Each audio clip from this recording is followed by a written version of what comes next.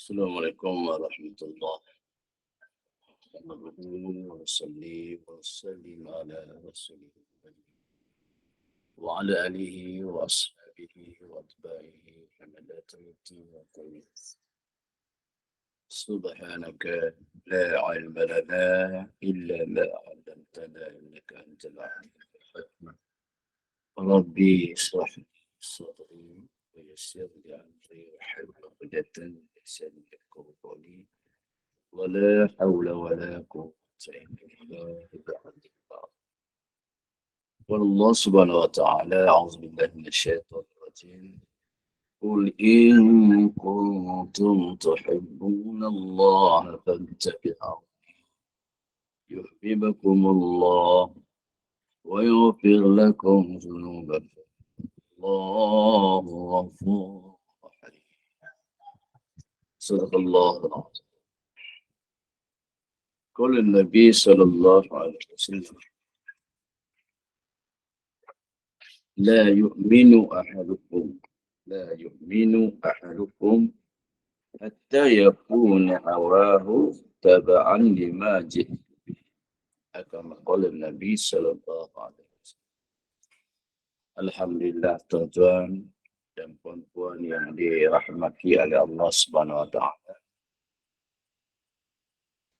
Hidup kita adalah untuk menunggu kematian. Hidup kita ini nak menunggu kematian.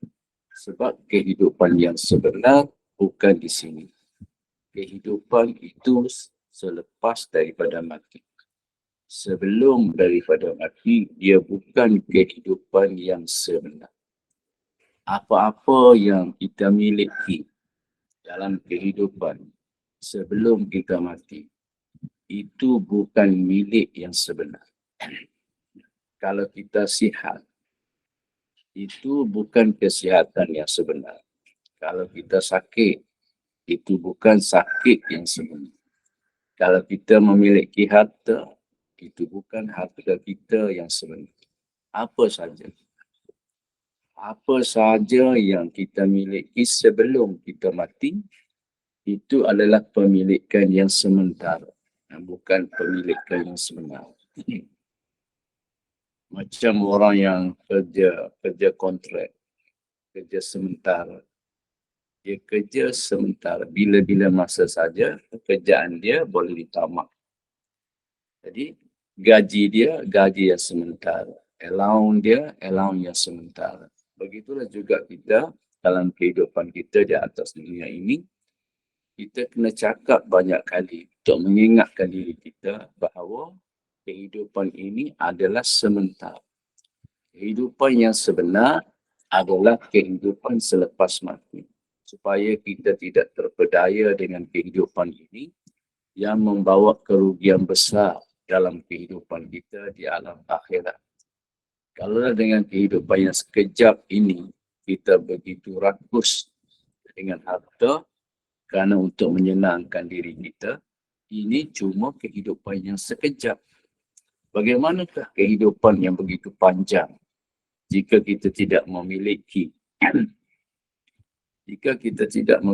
amal yang sahih.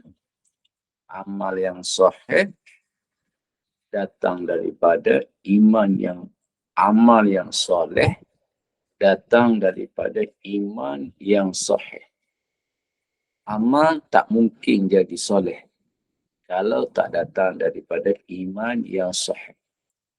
Iman yang sahih mesti memiliki beberapa ciri. Ya, iman yang sahih. Allah selalu bercakap dengan orang yang beriman. Orang yang tidak beriman jarang Allah nak bercakap. Sebab orang yang tak beriman ni dia ada syahwah qafiyah. Dia ada keinginan peribadi dia. Dia tak peduli dengan Allah. Dia tak peduli dengan hukum-hukum Allah. Dia tak peduli dengan rayuan Allah. Dia tak peduli dengan panggilan Allah. Sebab yang dia penting, diri dia sahaja. Yang lain dia tak penting. Ya. Jadi tuan-tuan yang dimuliakan oleh Allah SWT, Selalu Allah SWT sebut, Ya ayyuhalladzina amanu taqullah. Allah SWT sebut, wahai orang yang beriman. Dia minta orang yang beriman ni bertakwa. Dia tak ada, ya ayyuhan nasu taqullah. Jaranglah kita dengar macam tu. Ya ayyuhallazina amanu ati'ullah wa ati'ur rasul. Wahai orang yang beriman, ta'ala Allah, ta'ala Rasul. Kita sebut pula, ya ayyuhan nas. Wahai manusia, ta'ala Allah, ta'ala Rasul. Tak ada. Orang yang beriman. Sebab itu iman kena sahih. Nak dapat iman yang sahih, kita kena dapat yakin yang sahih. Kan? Sebab inti pada iman itu yakin. Inti dia. Pati iman. Pati iman itu yakin. Yakin yang sahih itu ada 5. Ya, yakin yang sahih itu ada 5. Pertama, yakin dengan zat dan sifat Allah. Kita kena yakin dengan zat dan sifat Allah. Zat Allah bersifat dengan sifat apa? Bersifat dengan sifat kudrah. Kita kena yakin. Kalau kita tak yakin, iman kita tak sahih. Apabila kita tak, iman kita tak sahih, amal kita tak akan soleh. Amal ni perbuatan luar. Kan iman ni perbuatan dalam. Dalam dengan luar tu mestilah sejajar. Serupa. Iman yang sahih baru datang amal yang soleh. Ya, wahai orang yang beriman. Ya ayyuhallazina amanu wa amilus salihat. Allah SWT sebut orang yang beriman baru Allah SWT amal yang soleh. Jadi tuan-tuan yang dimuliakan oleh Allah SWT, kita kena betulkan yakin kita. Yakin, percaya, zon lain. Macam saya yakin bahawa air laut itu biru. Kenapa kamu yakin kamu kata air laut itu biru? Sebab saya lihat dengan mata saya. Tak sahih sebab mata itu lemah. Bila pergi dekat, pegang, bubur dalam tapak tangan, bubur dalam bekas, air laut sebenarnya bukan biru. Jadi yakin dia bahawa air laut itu biru adalah yakin yang tidak sahih. Begitu juga bila dia tengok bukit biru. Bila dia pergi dekat bukit, bukan biru. Tadi dia yakin tak sahih. Itu juga dia tengok awan. Awan tu dia tengok biru. Sebenarnya awan bukan biru. Bila kita naik kapal terbang, kita tengok awan dekat dengan kita tu bukan biru. Bukan hitam. Awan itu hanyalah wap air. Wap air bukannya biru, bukan hitam, tapi tak ada warna pun. Kan? Jadi banyak kita sebab itu nak dapat amal yang soleh, terlebih dahulu kena iman yang sahih. Nak iman yang sahih, kena yakin dengan zat dan sifat Allah. Bukan yakin dengan zat saja, yakin berserta dengan sifat. Kemudian yakin dengan janji-janji Allah. Jika kita yakin dengan janji makhluk, iman kita pun mulai tidak sahih. Kita kena yakin janji Allah. Bukan yakin dengan janji makhluk. Kita yakin janji makhluk lebih daripada kita yakin pada janji Allah. Kemudian, iman yang sahih juga kita perlu yakin dengan hari-hari bebanan. Hari-hari tangisan. Hari-hari manusia telanjang. Hari-hari amal akan ditimbang. Hari-hari penentuan sijil.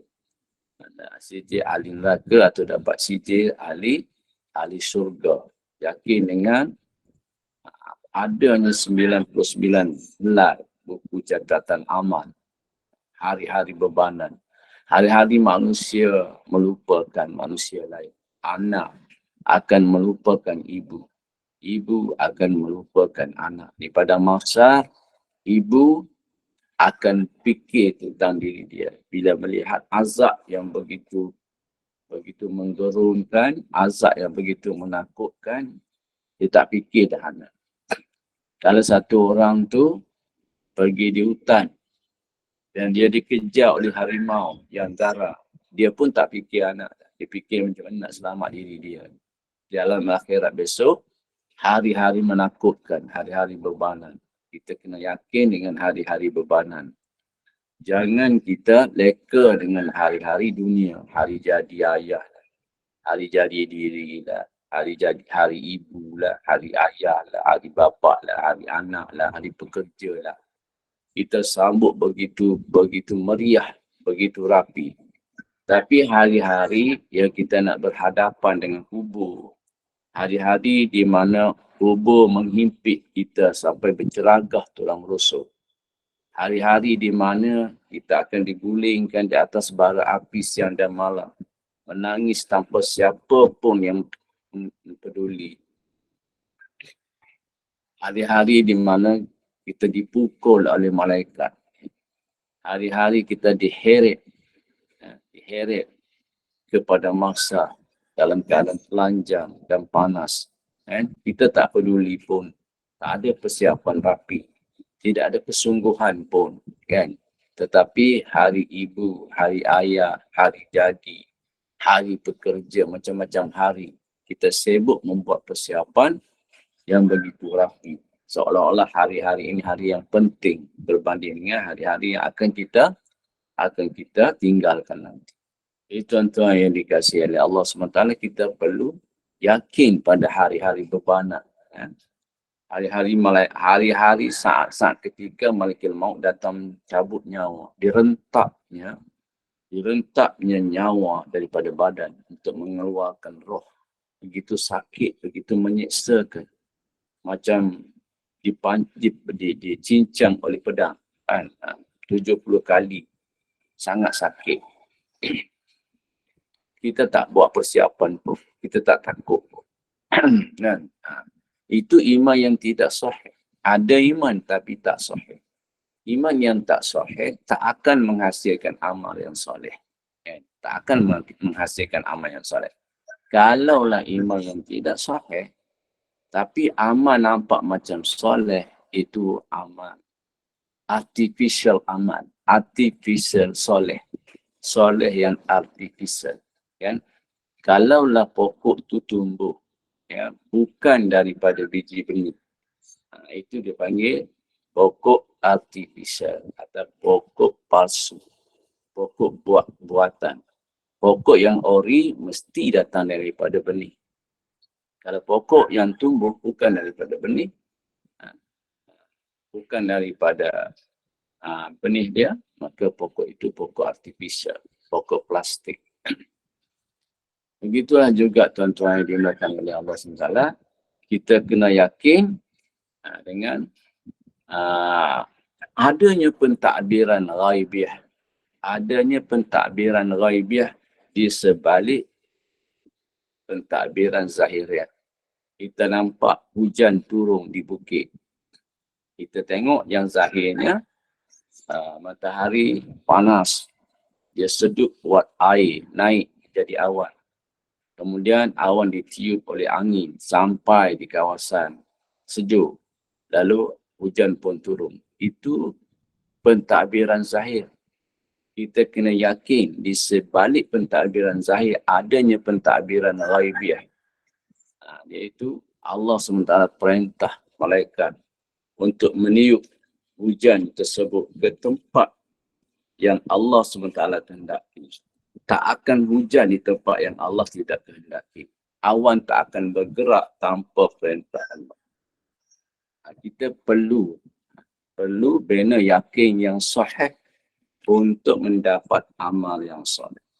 Jadi tuan-tuan yang dimuliakan oleh Allah SWT, untuk dapat amal yang soleh, yakin yang sahih, kita berdepan dengan musuh. Jika kita tidak dapat mengalahkan musuh, selagi itulah amal kita tak dapat menghasilkan iman yang sahih, amal yang soleh daripada iman yang sahih.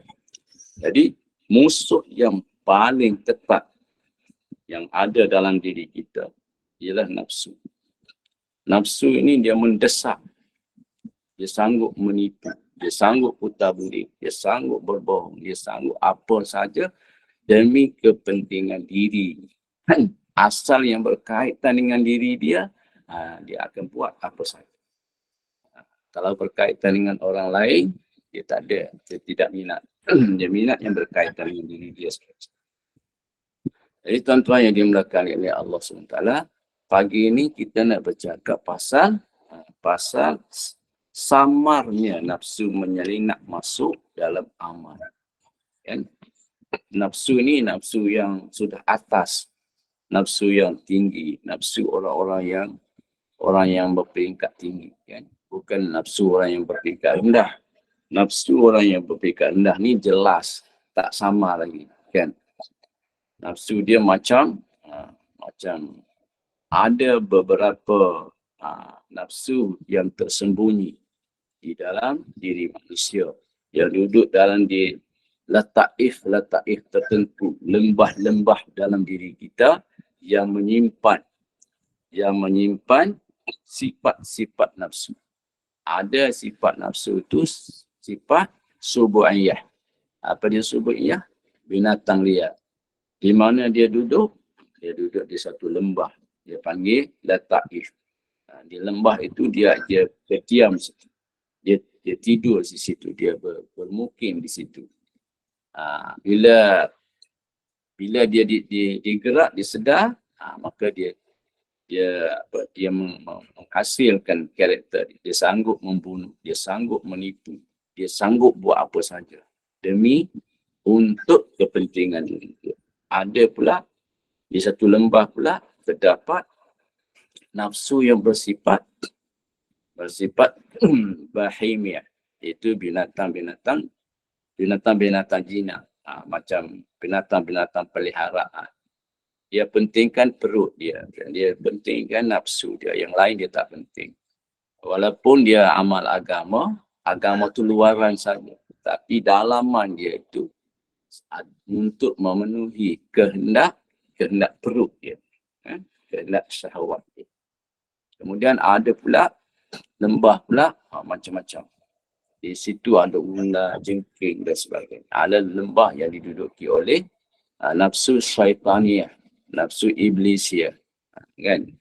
Jadi jika kita tidak bersih perkara-perkara ini, maka apa saja amal yang kita buat akan diambil oleh nafsu-nafsu ini. Jadi tuan-tuan yang dimulakan oleh Allah Subhanahu Wa Taala, ada nafsu yang paling bahaya. Dia panggil nafsu amarah. Amarah mana dia mendesak. Dia nak.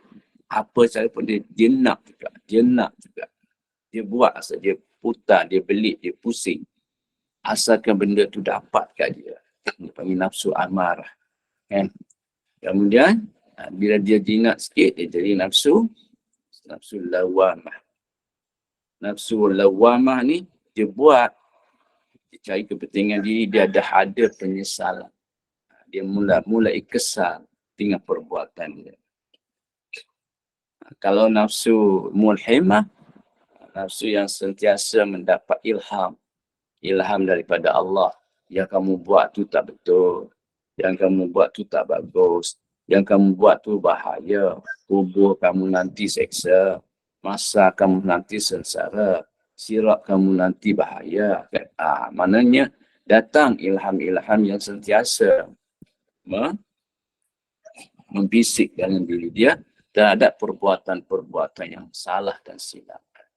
Tuan-tuan yang dimuliakan oleh Allah SWT, pada pagi ini saya Atta-Illah nak beritahu kita ada satu peringkat, walaupun orang tu sudah peringkat tinggi, tetapi dia tak boleh lepas daripada cengkaman hawa nafsu. Kalau kita tengok pada 205. Izal tabasa alaika amra. Izal tabasa alaika amra. Fanzur asqalahuma ala nafs. Fattabi' tabi' فإنه لا يسقل عليها إلا ما كان حقا إذا التبس عليك أمران فانظر أثقلهما على النفس فاتبع فإنه لا يسقل عليها إلا ما كان حقا. Lebih kurang maksud dia. Kan kena belajar dengan yang sebenar lah. Dan guru yang arif. Apabila iza tabas alaika, apabila berlaku kekaburan, kabur sama, kan? Alaika ke atas engkau, amron, dua perkara, dua hal, dua perintah. Ada dua perkara, amron, dua perkara, dua perintah. Fanzur, maka hendaklah kamu perhatikan dua perintah tu. Asqalahuma, yang mana kedua tu berat. Perintah yang ni, perintah yang ni. Yang mana berat untuk dilakukan. Asqalahuma ala nafs. Mana yang berat bagi nafsu. Fattabi'. Maka yang berat itulah kita ikut. Jangan kita ikut yang hendak nafsu kita hendak. Kan kita hendak benda ni. Kalau aku buat macam ni, begini. Aku buat macam ni, begini. Kan? Contohnya, kita kata, kalau aku buat macam ni, aku dapat untung. Kalau aku buat macam ni, aku dapat rugi. Sedangkan yang ni, yang rugi ni berat bagi nafsu. Yang ni untung bagi nafsu. Maka kita pun buatlah sesuatu supaya menyembelahi nafsu. Jangan. Kata Syaitanlah, buat sesuatu yang berat bagi nafsu. Fa'innahu, maka sesungguhnya, la yaskulu alaiha, tidak menjadi beban, tidak menjadi berat bagi nafsu. Tidak menjadi beban bagi nafsu, illa ma kana haqqa, melainkan atas perkara yang benar. Dia nak buat perkara yang betul, perkara yang benar, perkara yang apa nama ni, yang kehendak agama, dia berat. Dia nak buat tu berat. Tapi kalau contohlah membaca Quran. Allah SWT kata, wala tajhar bisalatika wala tukhafit biha baina zalik. Lebih kurang macam itulah. Jadi Allah SWT bagi tahu, janganlah kamu kuatkan suara. Jangan pula terlalu perlahan sampai tak dengar telinga. Janganlah kuat sangat. Carilah pertengahan di antara kedua. Kita suka sangat baca Quran ni, kalau kita yang pandai ni, ketika ada orang. Bila ada orang, kita baca dengan kuat dan dengan betul. Tetapi kita berseorangan diri, tak baca pun. Kan? Kita tak baca pun. Quran tu ada dekat situ saja, tak berubah-ubah pun. Bila ada orang, dipujinya sikit, kita pun buat. Jadi, Syaitan ilah kata, yang mana berat? Yang masa ada orang, ketika orang puji ke, masa kita berseorangan diri, kita ambil Quran baca. Yang mana lebih berat bagi nafsu? Kan? Pilih yang berat. Maknanya, masa tak ada orang tu, kita seorang diri, itulah yang utama. Kan? Kecualilah kalau kita nak mengajar orang. Kecuali kita ni nak mengajar. Nak mengajar tu, kita dah pun bacakan ayat-ayat Syaitanillah. Kita nak beri pengajaran, kita nak beri bimbingan, kita nak beri tausiah. Kita kena makrifah dulu, kena kenal Allah. Kena ada Allah dalam diri kita. Kalau tak ada Allah, kita buat sesuatu kerana kita. Kan? Nabi SAW beritahu kita, baligh anni walau ayat. Kamu kena sampaikan daripada aku walaupun satu ayat. Maknanya Nabi suruh menyampaikan hadis dia. Bukan dia kata balik anka walau ayah, sampaikanlah daripada engkau walaupun satu ayat. Dia bukan nak suruh menyampaikan mengikut nafsu kita, membawa orang kepada kita, membawa orang pada memuji kita, membawa orang kepada memviralkan kita, membawa orang kepada masyhurkan kita. Tidak macam tu.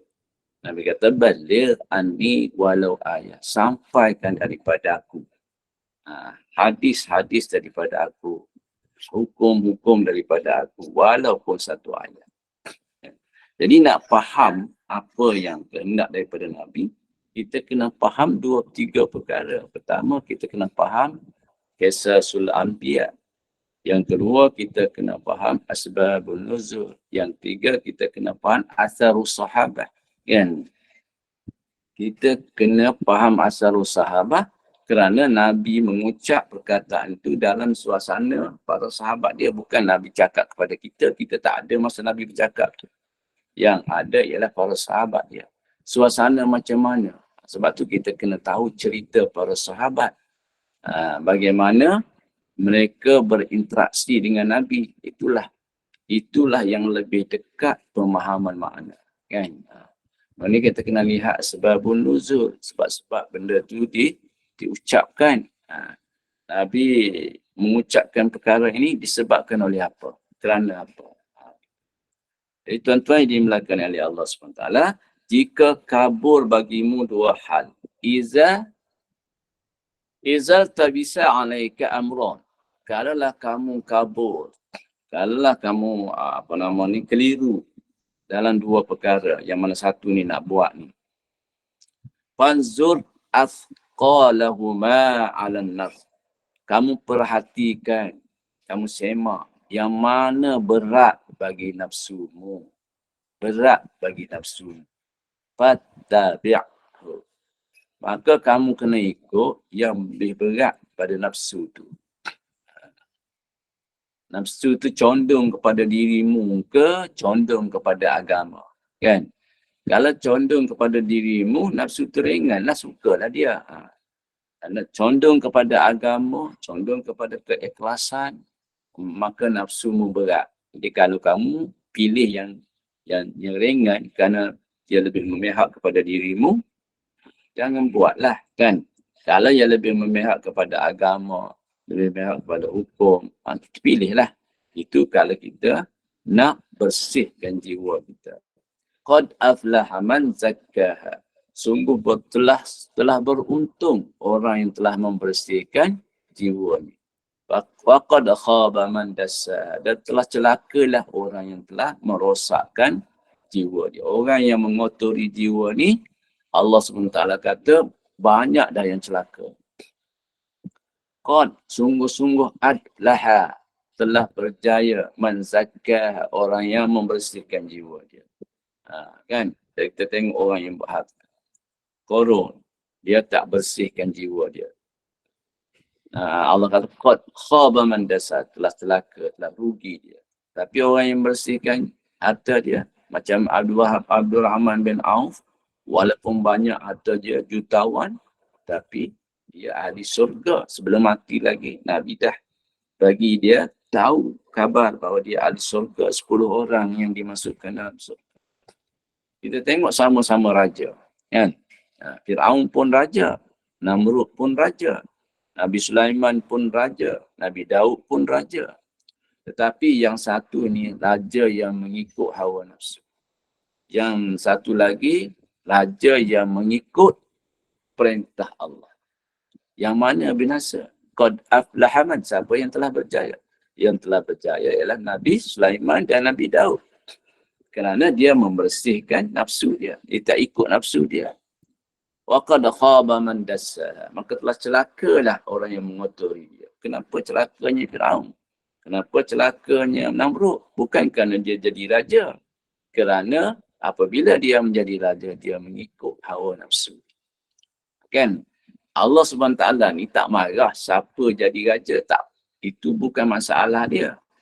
Janganlah kita nak marah orang jadi raja pula. Orang jadi pemimpin pula. Dia nak jadi pemimpin, jadilah. Kalau dia Allah pilih dia, Allah bagi bakat kat dia. Tetapi dia kena jadi pemimpin yang tidak mengikut hawa nafsu. Allah SWT datang juga orang yang jadi menteri. Kerana dalam kehidupan ni ada orang yang layak jadi menteri. Maka Allah datangkan dalam Quran cerita qad aflaha man zakka. Maka telah berjayalah orang-orang yang membersihkan jiwa dia. Siapa dia? Nabi Yusuf.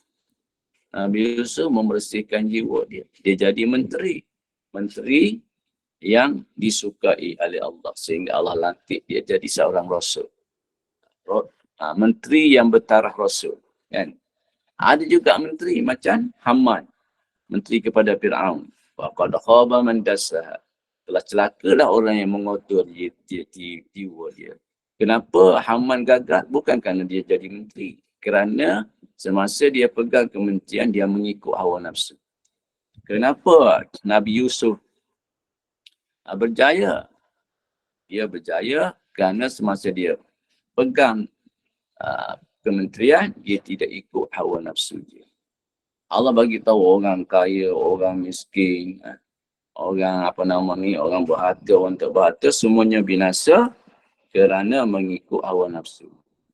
Jika kabur dan sukar bagimu untuk membezakan apakah amal itu baik atau buruk diredai oleh Allah, dari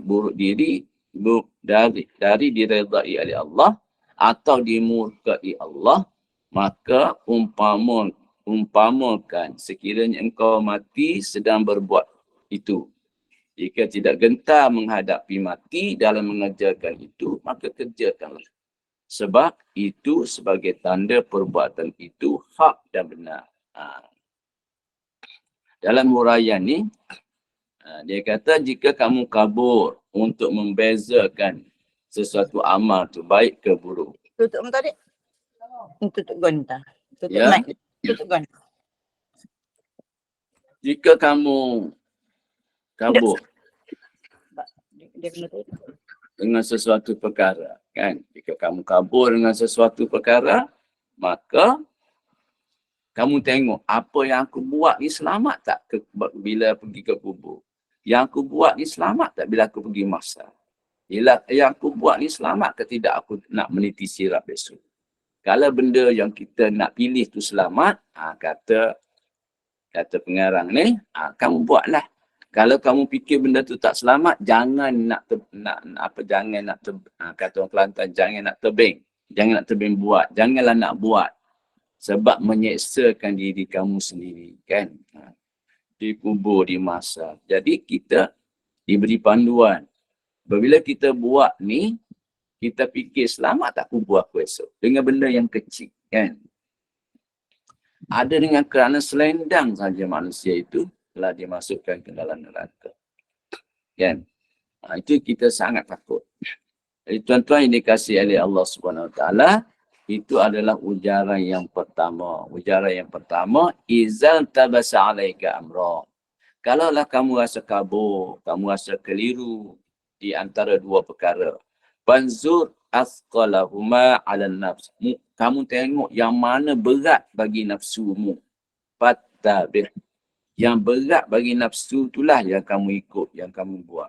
Fa'innahu, kerana sesungguhnya perbuatan tu la yaskulu alaiha, tidak menjadi berat ke atasnya. Setiap perbuatan tu ringan, semua perkara tu ringan. Illa ma kana haqqa, melainkan ke atas apa yang benar.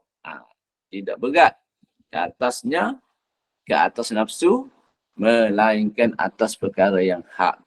Orang sanggup ni, kan? Orang sanggup pergi sana, pergi sini. Potong itu, potong ini, kan? Kalau orang perempuan lah, kalau kita nak tengok orang perempuan. Minta maaf lah, saya lelaki, saya tengok orang perempuan. Masa dia memasak tu, macam-macam dia boleh buat. Itu, ini, gagah, minat, bersemangat, kan? Tapi masa solat tahajud, layu, kan? Layu, sempoi dan sebagainya. tak berdaya. Nak bangun tahajud tu senang saja, bukannya payah pun. Bukan sepayah memasak. Kena hiris bawang lah, kena panas. Itulah, kena bersihkan ikan lah, kena kerat itulah, kena kerat inilah, kena pergi pasar lah, apa benda lagi kan. Solat tahajud tak macam tu. Ringan saja. Bangun, ambil sembahyang pun bukan seluruh tubuh. Ambil sembahyang hanya beberapa anggota saja. Sikit saja. Sebab solat tahajud. Ringan. Tapi kenapa tak buat? Kerana berat bagi nafsu. Jadi dia kata, apa yang berat bagi nafsu, biasanya benda tu perkara hak.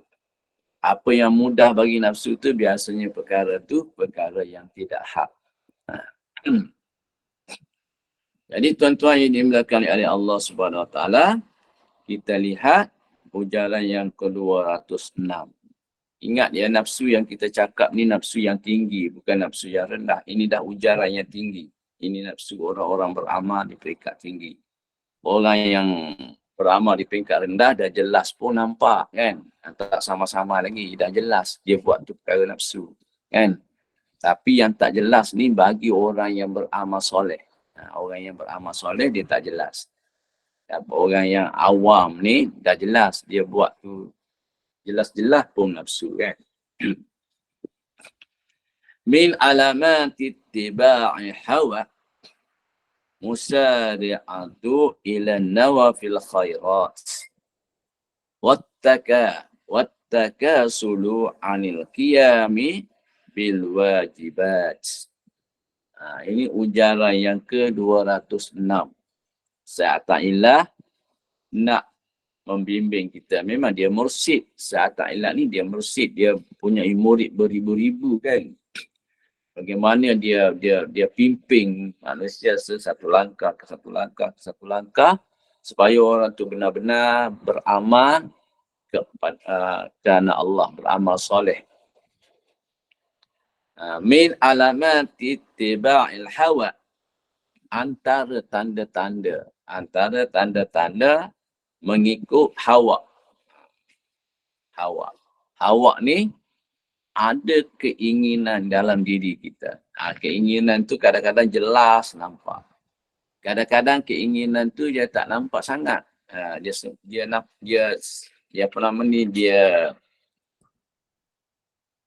Dia tak begitu jelas. Dia panggil syahwat khafiyah. Syahwat khafiyah ni keinginan peribadi dia ada dalam hati dia yang orang lain tak tahu pun. Orang lain ni nampak dia tu ikhlas saja, dia tu bagus saja. Tapi dalam dia ada maksud lain. Kan? Min alamati ittiba'i hawa. Kita ni ada dua kan. Satu yang ada hawa.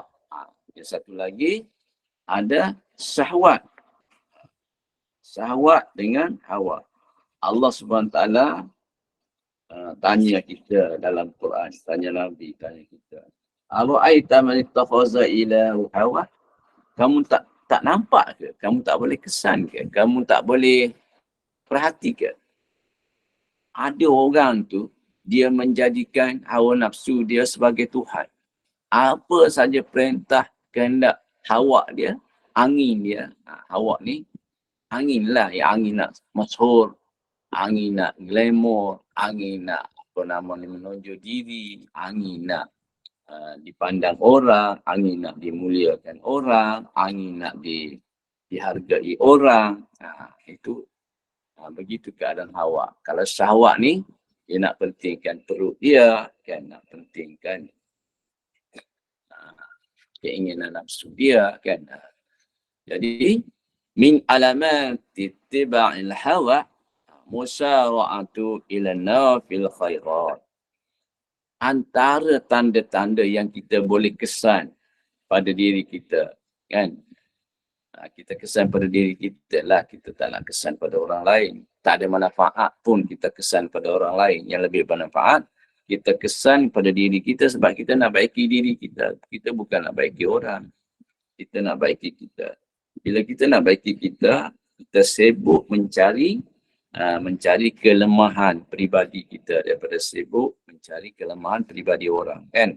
Min alamat ittiba'il hawa, daripada tanda-tanda kita mengikut hawa, musara'atu ila nawafil khairat, kita bersegera buat perkara-perkara sunat, perkara-perkara yang sunat, baik mengerjakan perkara-perkara sunat. Wattakasulu anil qiyamin bil wajibat, dia rasa malas, kasal, malas. Dia sangat malas dalam mengerjakan yang diperintahkan, yang wajib, tapi malas untuk menegakkan yang wajib. Qiyam tu diri tegak, bil wajibat, untuk beristiqomah, untuk menegakkan atas perkara yang wajib tu dia malas. Tapi untuk perkara yang sunat, dia rajin. Begitu perangai nafsu. Ada orang nak cerita, saya sembahyang fardu saya tu, saya selalu sembahyang fardu, kan? Saya selalu sembahyang fardu. Tak ada pula, jarang orang nak cerita saya selalu sembahyang fardu. Yang selalu nak cerita ialah pasal yang sunat, sembahyang sunat lah, sedekah lah.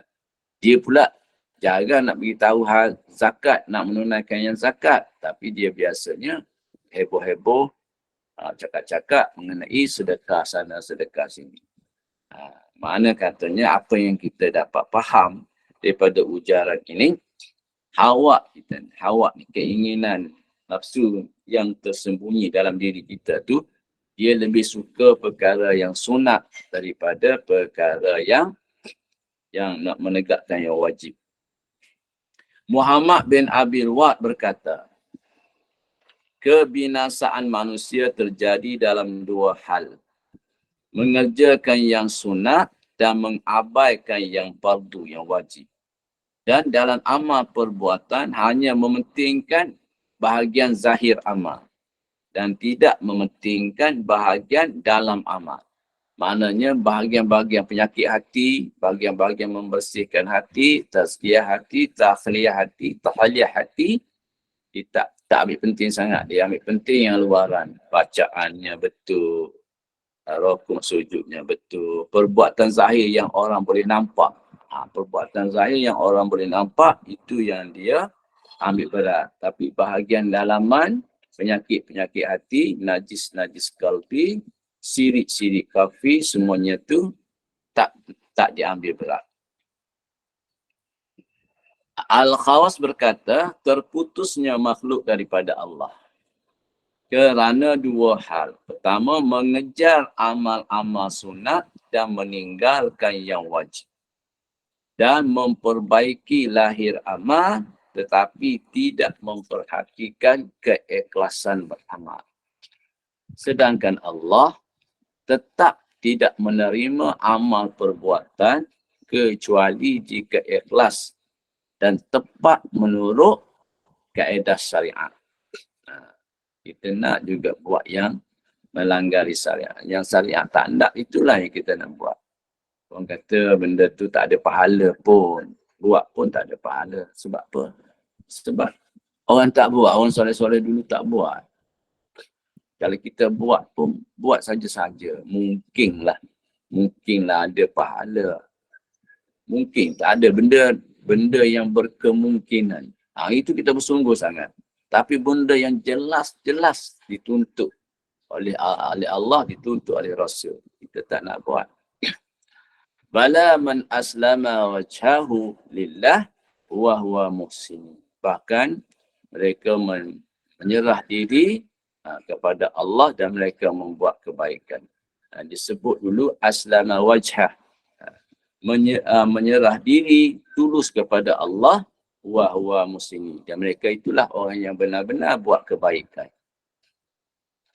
Jadi tuan-tuan yang dikasihi oleh Allah SWT, ujaran yang ke 205 dan 206 ialah ujaran yang bagaimana Syekh Ata'illah untuk memberi bimbingan kepada orang yang beramal peringkat tinggi. Nak kesan, nak detect, nak detect amal mereka tu masih lagi masuk dalam kategori amal untuk nafsu ataupun amal untuk lillahiyat. Lalu dia bagi beberapa panduan. Pertama, kalau benda tu rasa berat bagi nafsu. Itu biasanya benda yang berat bagi nafsu ini benda yang hak. Kemudian rajin buat perkara-perkara yang sunat. Tetapi malas untuk buat perkara-perkara yang wajib. Perkara-perkara yang wajib menjadi bebanan. Perkara-perkara yang sunat menjadi ringan. Itulah di antara dua bimbingan untuk kita mengenal dalam amal kita yang mana amal itu dapat kepada nafsu dan mana pula amal yang kita dapat sampai kepada Allah. Wallahu alam.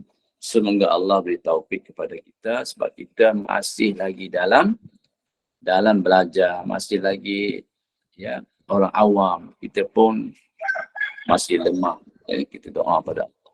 Jadi insyaAllah tuan-tuan kita boleh bermuzakarah sehingga pukul 8 kalau ada apa-apa yang kita nak bincangkan. InsyaAllah. Assalamualaikum warahmatullahi Warahmatullahi. Kena sebut nama ke?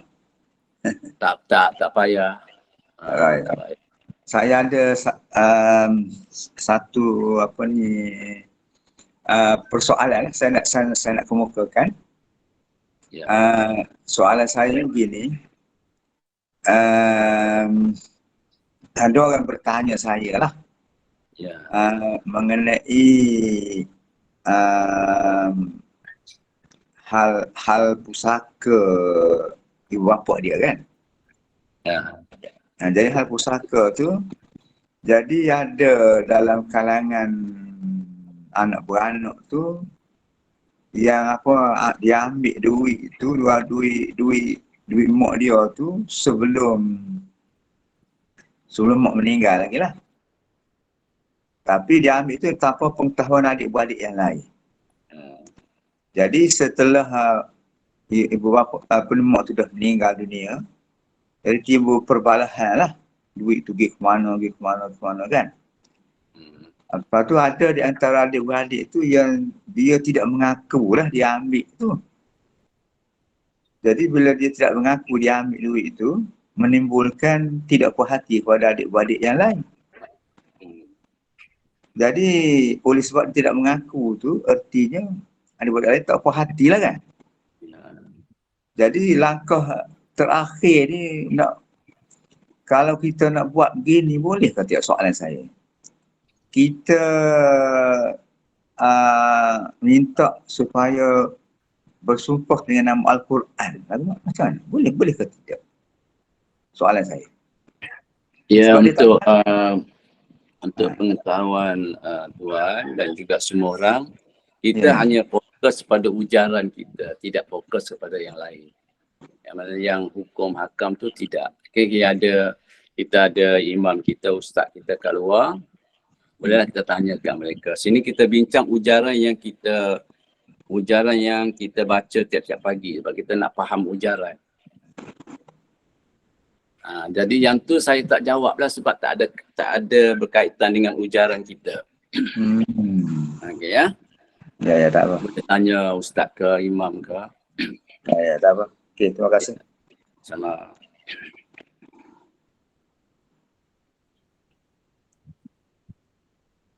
Kita cuba nak fahamkan apa yang kita sedang belajar. Daripada dulu-dulu lagi pun, awal-awal lagi dulu pun, saya tak sentuh pasal hukum kerana pertamanya kelemahan ilmu saya. Yang keduanya bidang hukum ni dia sangat dalam dan sangat halus kerana dia ada macam-macam pandangan. Dalam Syafi'i sendiri pun ada pandangan. Dalam kata ulama, di antara takbir sampai ke salam ada 200 persoalan. 200 persoalan dan perbezaan di kalangan ulama. Dengan takbir saja pun dah banyak kan. Jadi Benda-benda begitu kita tidak bincang sebab kita fokus kepada ujaran dalam kitab hikam. Saya dah cakap awal-awal dulu begitu.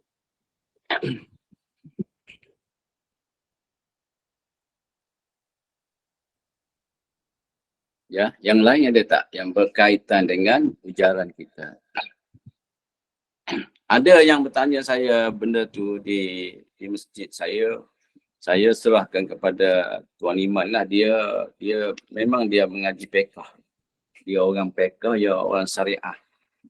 Kalau kita jawab nanti pertamanya tak berkenaan dengan yang kita belajar. Yang keduanya memang saya tidak pakar dalam bidang fiqh.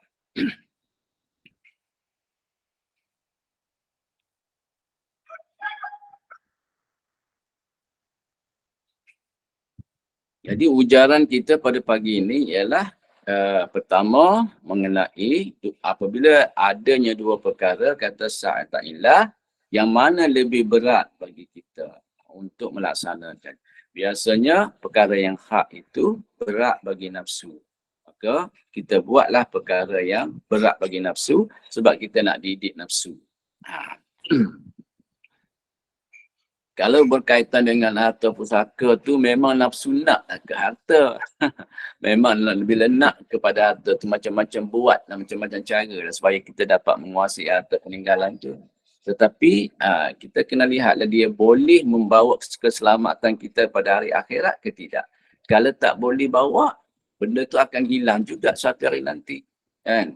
Harta pusaka ni dapatlah kat kita, katalah dapat RM50,000. Pada saya RM50,000 tu tak sampai pun 3 tahun, 4 tahun habislah. Beli kereta satu, tak dapat pun nak beli rumah, beli kereta sikit apa habis. Dan bila habis, kita tanggung tu sampai kepada masa kubur, masa sirat. Sangat-sangat menyayat hati, kan? Sebab itulah harta pusaka ni kena berbincang secara halus dengan adik-beradik. Kena reda sama-sama adik-beradik. Bincang secara tulus. Tapi saya tak boleh nak menyatakan hukum. Yang paling baik sekali adik-beradik dapat jangan mengutamakan nafsu.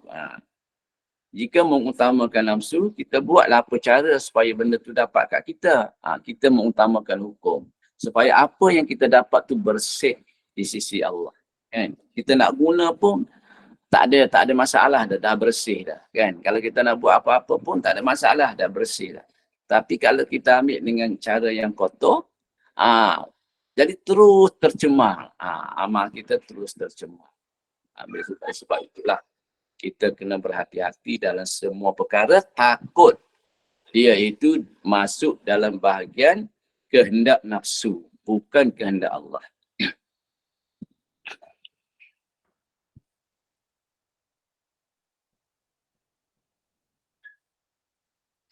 Kalau bersumpah dengan Al-Quran pun, orang sekarang sanggup bersumpah, sanggup apa saja, kan? Yang paling selesainya bila kita tidak mengutamakan nafsu. Jadi kalau sampai ke situ payah. Sebab semacam kes kawan saya. Dia tak ada anak, tak ada isteri. Tapi ada anak angkat, ada. Tapi harta dia nak bagi kepada anak angkat lah sebab anak angkat yang jaga dia, yang apa dia. Tapi keluarga dia nak saman di mahkamah. Nak tuntut di mahkamah macam-macam. Jadi kalau kita mengikutkan hawa nafsu, banyak perkara yang tidak selesai. Nyaya kita, kan? Sebab itulah tajuk hari ini berkaitan dengan ikut hawa nafsu. Ustaz, ada satu soalan. Iya. Tadi dikatakan Rasulullah sebut sampaikan dariku walaupun satu ayat. Ya. Penyampaian tu perlu disampaikan lisan atau perbuatan atau macam mana Ustaz? Baligh anni walau ayat, sampaikan daripadaku walaupun satu ayat, kan? Macam-macam lah tu. Kalau kita tengok kepahaman ulama berdasarkan kepahaman mereka daripada hadis, Mereka kata ayat tu, satu ayat tu ialah la ilaha illallah. Ada yang kata macam tu, macam lagi lah. Maknanya kita kena sampaikan daripada Nabi. Kan? Maknanya hadis ataupun Quran ataupun yang berkaitan dengan hukum-hukum agama yang berdasarkan Al-Quran dan hadis. Bukan daripada kita. Kalau daripada kita tu tak wajib dah. Macam kita bagi nasihat-nasihat firman-firman biasa tu, itu dah tak wajib dah nak cakap-cakap, tak nak cakap pun tak apa. Kan contohnya kata kalau pergi mana-mana, jagalah apa nama ni diri tu kan. Janganlah sombong dengan orang. Contohnya kita macam-macam. Apabila kita kata macam tu, kita ambil benda yang kita kata tu daripada hadis ke daripada Quran. Kalau kita ambil daripada hadis dan Quran, apa yang kita cakap tu bernilai pahala.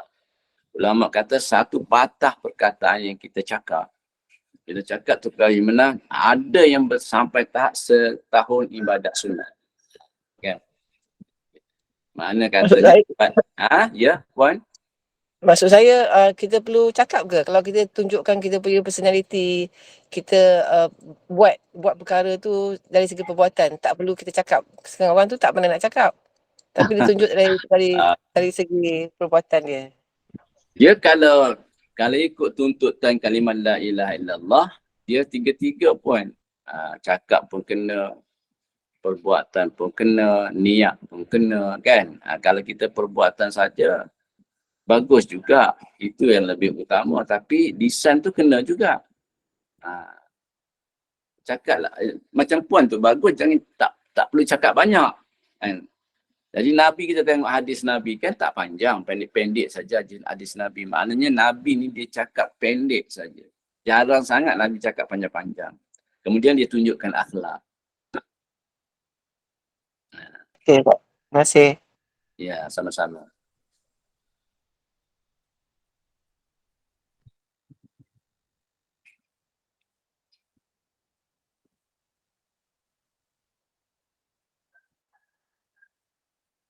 Saya sendiri pun memang berat nak cakap banyak. Saya tak cakap banyak juga kecuali dalam keluarga. Kalau di masjid surau, jarang saya nak cakap banyak sebab saya tak pandai.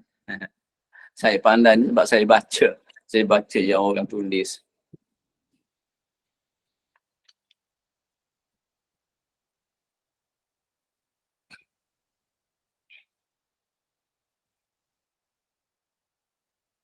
Ada lagi tak?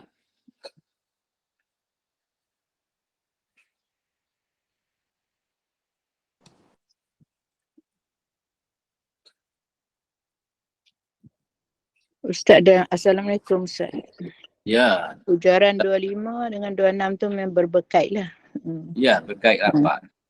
Jadi dalam setiap hari ni kita macam Ustaz kata tadi, mana yang hawa nafsu seronok walaupun berat jadi rajin. Ya. Jadi dia berkaitlah dengan riak, ujub. Ya, sangat-sangat berkait. Nah, itu Puan faham lah tu. Ikhlas apa semua tu. Jadi kita takut apa yang kita buat ni Allah tak terima. Kadang-kadang datang macam gelombang lah. Benda-benda dia datang dalam hati kita dalam macam bentuk kejap ada, kejap tak ada macam tu. Jadi kita kena berusaha berjihad lah untuk nak elak daripada cara nak berjihad. Di dalam diri kita ni ada dua rebutan kan. Satu memihak kepada nafsu, satu tadi memihak kepada Allah kan. Allah nak perbuatan itu memihak kepada dia lah. Sebab dia yang jadikan kita hamba dia kan. Tapi nafsu nak bahagian dia, di belakang nafsu ada iblis, ada syaitan. Nafsu pula nak kepada masyhur, nak kepada dipandang, dimasuk, apalah macam-macam yang penyakit hati tu. Yang jadi penggalaknya iblis syaitan pula kan. Dia suruh orang puji lah, dia suruh orang apalah. Kalau orang puji tu datang daripada Allah tak apa. Macam mana puji daripada Allah? Benda tu benar. Benda tu benar. Kan macam Nabi puji Sayyidina Ali. Nabi puji Khalid Ibn Walid. Dia kata kamu ni pedang Allah. Kamu ni singa Allah. Jadi Nabi kata kamu singa Allah, memang ia macam singa. Siapa-siapa saja yang menentang Allah, menentang Rasul, dia sanggup berdepan dengan pedang. Sayyidina Ali tu macam tu. Begitu juga dengan Sayyidina Khalid Ibn Walid. Dia kalau perang memang dia jago betul. Sampai Nabi kata kamu ni Khalid pedang Allah. Maknanya pedang kamu tu hanya untuk menegakkan perintah Allah. Jadi dia puji yang betul. Kita ni puji mengada-ngada, menyebabkan orang tu pun mengada-ngada, yang memuji pun mengada-ngada. Orang yang kena puji tu bukan dia. Tak ikhlas. Jadi menyebabkan penyakit mari. Sekarang ni orang kata pula, bila kita puji bukan hak kita, maknanya kita tak berhak dipuji situ, orang puji, lama-lama jadi masuk penyakit, ada penyakit ain, tak ain, semuanya tu. Jadi merosakkan jiwa kita juga.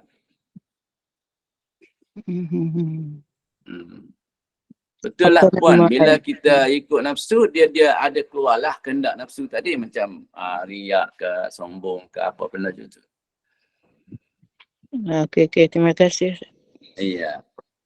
Itulah sebabnya sa'ata'illah bimbingan kepada orang yang beramal peringkat-peringkat atas ni, berhati-hati. Kalau kamu buat benda tu, kesukaan nafsu, benda tu jadi ringan. Nanti lepas buat, nafsu tu nak pula dipuji orang. Lepas tu nak pula disanjung, dihargai. Jadi rosaklah kamu. Sedangkan kamu dah banyak buat amal. Kamu sudah banyak beristiqamah. Harta kamu pun dah banyak belanja untuk jalan Allah. Amal kamu pun sudah banyak. Tapi bila kamu tidak berhati-hati dengan nafsu, masuk saja ujub, masuk saja riak, kibir, habis amal kamu. Macam itulah lebih kurang.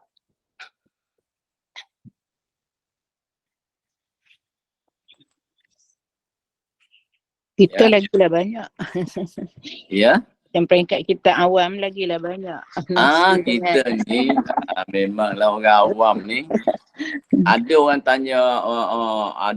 tanya nak selatan sampai unit. Dia kata, kenapalah kita ni selalu iblis ni, syaitan ni selalu ganggu kita. Dalam semayang dia ganggu kita, dalam nak bersedekah dia ganggu kita, dalam buat amalan baik dia ganggu kita. Kenapa? Jawab dia, kerana kamu pelihara anak dara dia. Bila kamu anak dara. Anak dara iblis, anak dara syaitan. Siapa anak dara? Cinta kepada dunia. Dunia tu dianggap anak dara iblis syaitan. Cinta kepada harta, cinta kepada duit, cinta pada semuanya tu. Jadi kalau kita jaga anak dara orang, ayah dia selalulah datang ziarah.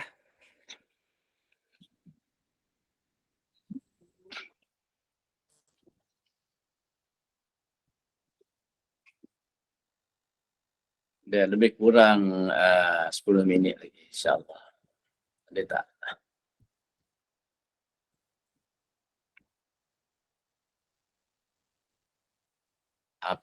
Memang sudah faham ke, ataupun ada benda nak tanya, tapi sebenarnya saya pun tak gemar juga bertanya-bertanya ni. Saya gemar berkongsi. Kalau orang tu kongsi, kan, macam Ustazah Sofiah, dia banyak kongsi, kan. Kalau tanya ni macam saya ni tahu, serba tahu, saya sama je dengan tuan-puan semua. Sama je, saya tolong baca je.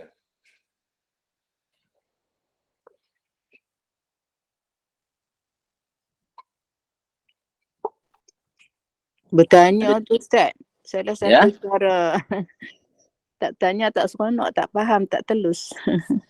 Yelah. Jadi saya pun dapat juga ambil daripada yang orang yang mendengar, kan. Kadang-kadang orang yang mendengar tu lebih faham daripada saya, kan. Saya pun boleh ambil lah juga daripada mereka. Takut jadi kabu. Jadi dalam kita buat amal, kita nak buat amal baik tapi kita tak tahu ini kebaikan ke tidak. Jadi kan. Jadi biasanya kalau yang seronok tu, yang ringan seronok tu biasanya bahagian nafsu. Kalau yang berat tu biasanya macam apa nama ni, ada ulama kata, mana lebih mudah kita nak bagi sedekah ke kita nak bagi zakat. Zakat harta kita tu kan berat aja nak bagi. Tapi kalau sedekah, ajak pergi makan orang, buat sedekah, pergi makan orang ramai-ramai, ajak datang rumah makan ramai-ramai. Orang kata boleh pahala kamu banyaknya, pahala begini. Kita suka sebab orang datang ramai, orang terpuji kita begini. Kan? Tapi untuk keluar zakat, zakat harta berat sangat. Biasanya perkara hak ni dia berat. Perkara yang bersetuju dengan bersepakat dengan nafsu ni biasanya dia ringan. Mudah. Ustaz, jadinya nafsu tadi kita boleh ajak untuk buat baik macam nafsu mutmainnah. Ya. Betul ke? Betul ke? Nafsu dia macam, minta maaf lah puan saya buat ibarat ni, ibarat kadang-kadang tu Tak ada kasar bagi nafsu orang susah, kan, kasar bagi tak orang. apa. Tapi Tak bagi ada saya nafsu wajar. susah juga kan Ustaz? Tak ada nafsu langsung susah juga nak makan. Contohnya macam ni puan, saya minta maaf. Tak Macam apa. kita ada tak kera di hutan ataupun beruk di hutan, dia boleh jadi jinak dengan sendiri. Ada tak? Ada. Tak ada. Tak ada. Ada tak dalam sejarah hidup Ustazah, apa nama, beruk di hutan yang liar tu dia jadi jinak dengan sendiri? Tak ada. Tak ada kan? Mestilah benar. dididik kan? Dididik, dia tangkap dia, rantaikan dia, ajar dia, marah dia, kadang-kadang kena bagi apa nama ni, rotan ke apa kat dia. Biar dia sedar diri dia tu dia ada tuan. Dia kena ikut arahan tuan. Dia tak boleh ikut kehendak dia. Sampailah dia jinak. Macam itulah nafsu kita. Kalau macam beruk di hutan tu, itulah nafsu amarah kan. Yang boleh dah boleh panjat kelapa, dah boleh ikut arahan tuan, itulah nafsu mutmainnah, nafsu radiyah. Kan? Ada nafsu dia buat kerana sabar. Kan? Bukan reda pun sabar. Macam beruk, peringkat awal dia buat kerana sabar, bukan dia reda pun. Kan tuan dia kata kamu kena naik, kalau kamu tak naik aku pukul. Dia buat kerana sabar, bukan reda. Lama-lama tuan dia mandikan dia, ajak makan bersama, letak atas motor, buat pergi bandar, dia pun jadi kasih ke tuan dia kan. Itu dia dah reda. Mana kita pun ada nafsu radiyah, dah reda dengan Tuhan kita. Sekarang ni kita sembahyang, aku malas sangat sembahyang. Kalau letak wajib, aku tak sembahyang. Contohnya sembahyang tahajud bila tak wajib. Contohnya sembahyang duha bila tak wajib. Kita buat ke tak? Tak buat. Kadang-kadang buat, kadang-kadang tidak. Jadi kenapa kita buat yang wajib? Kerana kita sabar. Kerana nak laksanakan perintah, bukan reda pun. Kalau reda ni kita buat dengan senang hati, kita buat awal, kita tunggu. Sembahyang lebih mulia pada kita ke kita lebih mulia daripada sembahyang?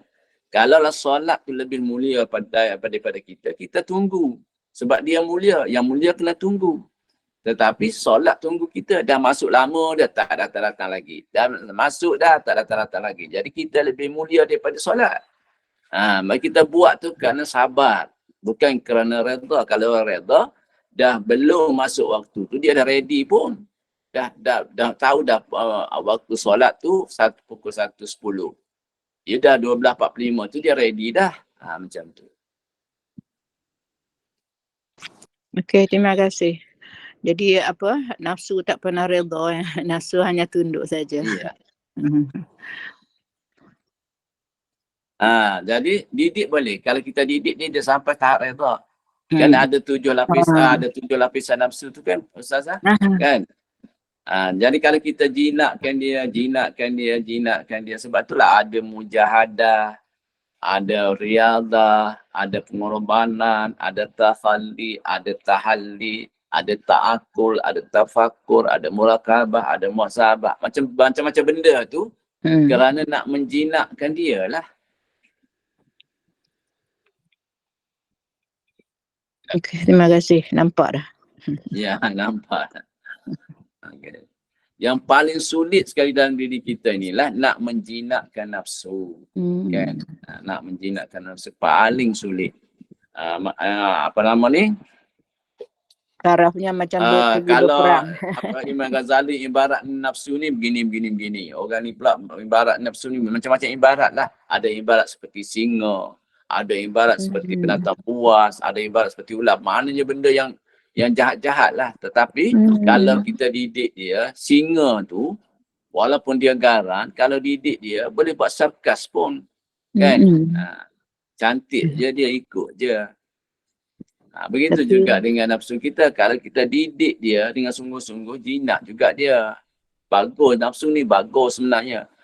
Bila nafsu ni dia jinak, dia akan nak taat Allah, nak buat perkara yang Allah suruh, nak percepatkan. Itu semuanya nafsu juga, tapi nafsu jinak. Kena berjihad. Okey. Okey ya puan, kita dah sampai penghujung. Semoga Allah Taala beri taufik kepada kita. Maaflah saya seorang je bercakap orang ni. Tak apa, orang lain tu dengar, ada dekat dengan 60 orang dia dengar. Takut menghalang orang lain bertanya pula. Tak, bukan begitu pun. Sebenarnya saya tunggu sampai pukul 8. Kalau lah saya tunggu tu dalam 5 minit, 10 minit, tak ada reaksi, itu bermakna yang mendengar sudah pun faham. Jadi saya nak tutup cepat-cepat lah. Jadi kalau saya tutup cepat-cepat, saya pula rasa terkilan. Takut ada orang nak bertanya, takut ada orang nak tukar-tukar pandangan. Jadi nampak saya tergesa-gesa sangat. Jadi saya tengoklah kalau 10 minit tu tak ada lagi, saya tutup lah. Okey ya. Terima kasih Ustaz. Subhanallah bihamdih, subhanakallahumma wa bihamdika. Asyhadu an la ilaha illa anta astaghfiruka wa atubu ilaik. Bismillahirrahmanirrahim. Wal 'asri innal insana lafi khusr illa alladziina amanu wa 'amilus shalihat wa tawassaw bil haqqi wa tawassaw bis sabr. Rabbana zalamna anfusana wa lam taghfir lana wa tarhamna lanakunanna minal khasirin. Rabbana atina fid dunya hasanah wa fil akhirati hasanah wa qina adzaban nar. وصلى الله على سيدنا محمد وعلى اله وصحبه وسلم. الحمد لله رب العالمين يا رب العالمين. Maaf lah ya. Assalamualaikum Ustaz. Terima kasih banyak Ustaz. Terima kasih Ustaz. Assalamualaikum Ustaz. Waalaikumsalam warahmatullahi wabarakatuh. Assalamualaikum. Waalaikumsalam. Terima kasih Ustaz. Assalamualaikum warahmatullahi. Assalamualaikum.